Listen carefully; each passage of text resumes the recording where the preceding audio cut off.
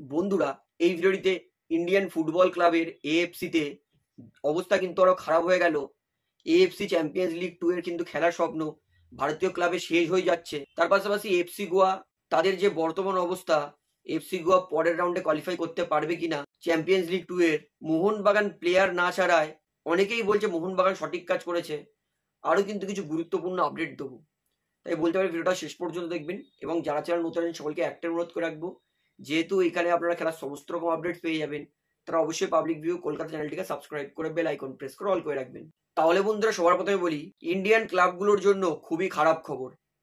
ভারত যে AFC champions league 2 খেলার 1+1 স্লটটা পেত, সেটা কিন্তু এই মুহূর্তে হাতছাড়া হয়ে যাচ্ছে ভারতের থেকে। এতদিন Indian club AFC champions league 2 এ 1+1 স্লট পেত, মানে একটা slot direct AFC champions league 2 এর গ্রুপ স্টেজ খেলবে, আর একটা +1 স্লট হচ্ছে যে কোয়ালিফিকেশন খেলবে। এবং এএফসি চ্যালেঞ্জ লিগ 3 তে +1 থাকতো, মানে এএফসি চ্যাম্পিয়ন্স লিগ 2 এ আর একটা দল যে কোয়ালিফিকেশন ম্যাচ খেলবে, সে যদি হেরেও যায় তাহলে কিন্তু সে এএফসি চ্যালেঞ্জ লিগ খেলতে পারবে, মানে এসিএল 3। এই মুহূর্তে ভারতের ফুটবল ক্লাবের যেরকম অবস্থা, যেরকম পারফরমেন্স, এই মুহূর্তে ভারত নিজের র্যাঙ্ক থেকে 6 ধাপ নিচে নেমে গেছে। 18 থেকে ভারত এই মুহূর্তে 24-এ এসে গেছে। এবং ভারত আগে যেখানে 1+1 স্লট দেখাতো, সেইখানে 0+0 স্লট দেখাচ্ছে। এবং লাস্টে দেখুন এএফসি চ্যালেঞ্জ লিগে 1+0 স্লট দেখাচ্ছে। অর্থাৎ এএফসি চ্যালেঞ্জ লিগ 2 এই যে সিজনটা শেষ হবে, তারপরে কিন্তু ভারতের কাছে আর এএফসি চ্যাম্পিয়ন্স লিগ 2 খেলার সম্ভাবনা হয়তো শেষ হয়ে যাবে। অর্থাৎ ভারত আর কেউ চ্যাম্পিয়ন্স লিগ খেলতে পারবে না, ভারতকে চ্যালেঞ্জ লিগ খেলতে হবে।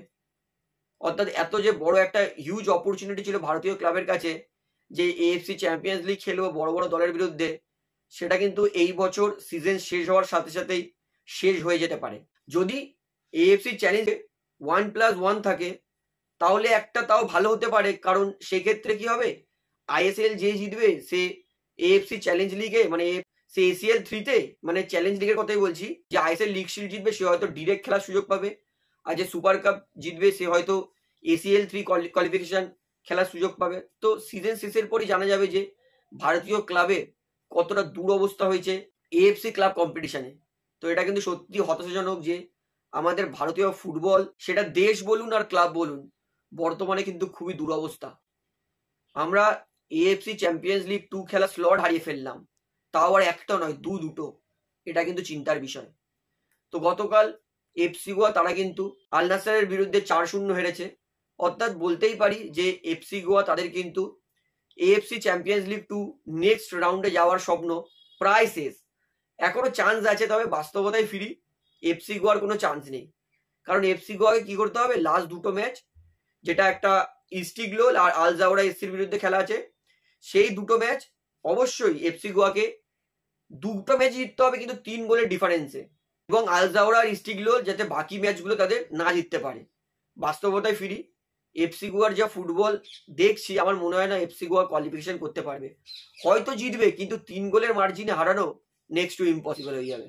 অর্থাৎ এটা মেনেই চলতে হবে যে এফসি গোয়া তারাও কিন্তু এসিএল 2 এর নেক্সট রাউন্ডে কোয়ালিফাই করতে পারবে না। কারণ এসিএল এ 4টে ম্যাচ গোয়া খেলে নিয়েছে, একটা ম্যাচ জেতা ছাড়ুন ড্র করতে পারিনি। 4 ম্যাচে 0 পয়েন্ট নিয়ে এফসি গোয়া আছে।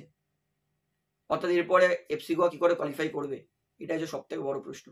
তো গতকাল যদি ম্যাচে আসি, আল নাসার ভার্সেস এফসি গোয়া ম্যাচটা কেমন হয়েছে বলবো। এফসি গোয়া প্রথম হাফে যা ফুটবল খেলেছিল, আমি অন্তত ভেবেছিলাম যে এফসি গোয়া ভারতীয় ক্লাবের মান ইজ্জতটা অন্তত রাখবে, যে একটা ভালো টাফ কম্পিটিশন দেবে। আল নাসারের বিরুদ্ধে জিততে পারবে না, তাদের ঘরে গিয়ে, অনেস্টলি বলছি এটা জানতাম যে ওটা হবে না, আল নাসার হারাবেই। কিন্তু ভেবেছিলাম যে 2-0 গোলে হারবে হয়তো এফসি গোয়া, কিন্তু এইদিকে 4-0 হেরেছে। প্রথম হাফে এফসি গোয়া ভালো ফুটবল খেলছিল, 2-1টা কিন্তু কাউন্টার অ্যাটাকে উঠেও ছিল, কিন্তু সেকেন্ড হাফে এফসি গোয়া খুবই জঘন্য ফুটবল খেলেছে। সেকেন্ড হাফে একদম ছন্নছাড়া ফুটবল লেগেছে, মানে ইন্ডিয়ান ক্লাব কতটা দুর্বল সেকেন্ড হাফে বোঝাই গেছে। তো যাই হোক, এফসি গোয়ার অবশ্যই প্রশংসা করব, তারা খেলেছে, চেষ্টা করেছে, খেলায় হার জিত তো আছেই। তবে এফসি গোয়া সেকেন্ড হাফে আর একটু বেটার ফুটবল খেললে 2-0 হারলেও বলতাম যে না, এফসি গোয়া খুব একটা খারাপ করেনি, কারণ আল নাসার যথেষ্ট শক্তিশালী দল। তো 4-0 হেরে গেছে। গতকাল রাত্রিবেলায় মনটা দুঃখ নিয়ে শুয়েছিলাম। তার থেকেও বড় দুঃখ যে মোহনবাগান ক্লাব ভারতের জন্য ফুটবল প্লেয়ার রিলিজ করেনি। অনেকে দেখছি মোহনবাগান ম্যানেজমেন্টের এই সিদ্ধান্তটাকে অ্যাপ্রিসিয়েট করেছে। তার মানে কি আপনি বলতে চাইছেন যে ভারতীয় প্লেয়ার ভারতের জন্য খেলবে না? দেখুন, আমরা জানি অল ইন্ডিয়া ফুটবল ফেডারেশন একদম মানে ফালতু ফেডারেশন। এর থেকে জঘন্য ফেডারেশন পুরো বিশ্বে আছে বলে তো আমার মনে হয় না। একদম খারাপের থেকেও খারাপ, জঞ্জাল একটা। সিরিয়াস বলছি, এরকম ফুটবল ফেডারেশন থাকলে আমাদের ভারতীয় ফুটবল জীবনে কোনো উন্নতি হবেও না। একটা জিনিস মোহনবাগান ম্যানেজমেন্ট ঠান্ডা মাথায় পরিকল্পনা করতে পারতো যে হ্যাঁ, আমরা ফিফা উইন্ডোটা খুলুক, তারপরে মোহনবাগান প্লেয়ারদেরকে 4 দিন 5 দিন পরে প্র্যাকটিসে পাঠাবো। মোহনবাগান ম্যানেজমেন্ট তাদেরও একটুখানি বলবো একটু ইগোটা হয়তো আছে। তারা চিঠি লিখে দিয়েছে যে ফিফা উইন্ডোর আগে মানে যে 4 দিন প্র্যাকটিস করবে, আজকে 6 তারিখ, মানে 10 তারিখে ফিফা উইন্ডো খুলবে। 10 তারিখের পর যদি মোহনবাগানের কোনো প্লেয়ারের চোটপোট লাগে বা ইন্টারন্যাশনাল ডিউটি যারা পালন করতে গেছে তাদের চোট লাগে, তাহলে সেই ক্ষতিপূরণ বহন করবে ফিফা। এমনকি প্লেয়ারের যদি স্যালারিরও সমস্যা হয় সেটাও কিন্তু ফিফা দেবে। তো আমার একটাই প্রশ্ন, যারা বলছে মোহনবাগান ম্যানেজমেন্ট সঠিক কাজ করেছে, আমি মেনে নিলাম ঠিক আছে মোহনবাগান ম্যানেজমেন্ট সঠিক কাজ করেছে, যেতে দেয়নি। ইন্টারন্যাশনাল ডিউটি পালন করতে গেলে চোট লাগলে সেটা এআইএফএফ দেবে, আমি একদম এর সাথে ডিসএগ্রি করছি না। কিন্তু বাদবাকি দল তাহলে ছাড়লো কি করে? সন্দেশ ঝিঙ্গান কিছুদিন আগে তার যে জ ফ্র্যাকচার হলো, তাহলে তো এফসিকেও বলতে পারতো যে না আমরা ছাড়বো না। এফসিকেও তারা ছাড়লো কি করে? আমাদের ফেডারেশন খুবই খারাপ, এতে কোনো সন্দেহ নেই, কিন্তু আমাদের ক্লাব তাদের একটু সহযোগিতা করতে পারতো। আমাদের ক্লাব তো বলতে পারতো যে ঠিক আছে আমরা প্লেয়ার ছাড়বো, কিন্তু 10 তারিখের পর ছাড়বো। তোমরা তো খেলতে যাবে সেই 15 তারিখ, 11, 12, 13, 14 4-5 দিন প্র্যাকটিস করে নেবে আমাদের প্লেয়ারকে নিয়ে। মোহনবাগান না, আজ পর্যন্ত ভারতীয় ফুটবল ইতিহাসে এটা কোনোদিন হয়নি যে কোনো ক্লাব দেশের জন্য প্লেয়ার ছাড়িনি। এটা প্রথমবার মোহনবাগান দলই করলো। মোহনবাগান দলকে লিখিত চিঠি দিতে হবে যে 4 দিনের যে ট্রেনিং করছে মোহনবাগান প্লেয়ার, সেখানে যদি চোট লেগে যায় তাহলে তার ক্ষতিপূরণ এআইএফএফ দিতে হবে। ভাই 4 দিন তো ট্রেনিংই করবে, থোড়ি না কোনো যুদ্ধ করতে যাবে মোহনবাগান প্লেয়ার। 4 দিনে যদি কোনো মোহনবাগান ফ্রেন্ডলি ম্যাচ খেলতো তাও মানতাম যে ঠিক আছে। 4 দিন মাত্র মোহনবাগান প্লেয়ারদেরকে প্র্যাকটিস করার জন্য পারমিশন দিতে পারলো না। এই জন্য এই জায়গাটাতে আমার খারাপ লেগেছে।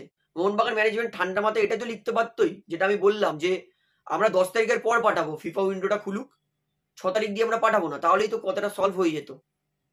মোহনবাগান ম্যানেজমেন্ট চিঠি দিতে হবে ওদেরকে। আজ পর্যন্ত এটা কোনোদিন হয়নি ফুটবলের ইতিহাসে। হয়েছে বলে তো আমি জানি না যে কোনো ক্লাব তার হেড ফেডারেশনের থেকে যে দেশ চালাচ্ছে, দেশের ফুটবল চালাচ্ছে, তাদের কাছে লিখিত চিঠি আবেদন চেয়েছে যে তোমরা চিঠি দাও, নয়তো আমরা প্লেয়ার রিলিজ করবো না। যারা আমাকে বলছে যে মোহনবাগান ক্লাব নিজের প্লেয়ারদেরকে ছাড়েনি, সঠিক কাজ করেছে, আমি তাদেরকে একটাই প্রশ্ন করতে চাই, বাদবাকি যেই ক্লাবগুলো যেই প্লেয়ার রিলিজ করেছে তাদের ইনজুরি কি লাগবে না, বা তাদের কি ইনজুরি লাগতে পারে না? তাহলে সেই ক্লাবগুলো কেন ছাড়লো নিজেদের প্লেয়ারকে? আমি বলবো এটা ভারতীয় ফুটবল ইতিহাসে প্রথমবার হচ্ছে দেশের জন্য খেলার জন্য মোহনবাগান একবার নয় দুবার প্লেয়ার রিলিজ করেনি। এর আগের বারে এএফসি খেলার নাম নিয়ে প্লেয়ার রিলিজ করলো না, উল্টে এফসিও খেলতে গেল না। আর এইবারে এই চোট লাগার নাম নিয়ে, তাও বেশি দিন নয়, 4 দিন প্র্যাকটিস মাত্র, তারপরে তো 10 তারিখের পর দিয়ে উইন্ডো খুলে যেত, তো 4 দিন পরেই পাঠাতো। এইটা কেন করলো মোহনবাগান ম্যানেজমেন্ট? এটারও আমাকে একটু উত্তর দেবেন। এর আগে ইন্টারন্যাশনাল ডিউটি পালন করতে গিয়ে সন্দেশ ঝিঙ্গানের জ ফ্র্যাকচার হয়ে গেল, তাহলে এফসি গোয়া এইবারেও কেন সন্দেশ ঝিঙ্গানকে ছাড়ার জন্য পারমিশন দিল?